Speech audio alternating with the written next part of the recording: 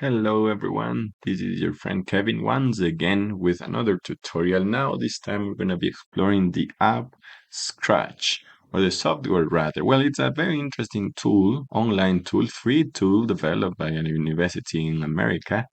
And our American friends have left us this very interesting tool. Now, in this tutorial I'm going to teach you how to create a very easy Scratch game, okay, using programming. So the first thing we need to do is we need to choose a background, okay?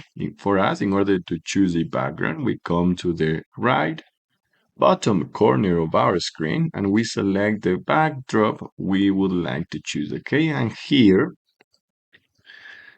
Scratch gave us an infinity of options to choose for our background. Okay, so the first one I have chosen is this of a bedroom. The name is bedroom 3, and we have many details here that are going to be very useful for our game. Okay, then the next thing is we have selected two characters or two sprites. I have selected a chick and a flying cat who are going to be the players in our game. And the last thing is I have added some letters for the game to be a little bit more personalized, right? In this case, the letters I have selected are the letters of my name. Okay, now let's go into the important stuff, the programming.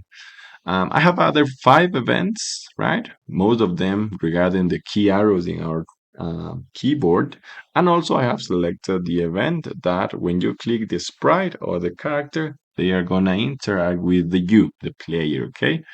Every time a message will appear prompting you or asking you to move to one of the corners of the bedroom, and you'll have to move the flying cat to the corner of the bedroom that is assigned using the key arrows. Good. I hope you have enjoyed the video, and I'll see you the next time.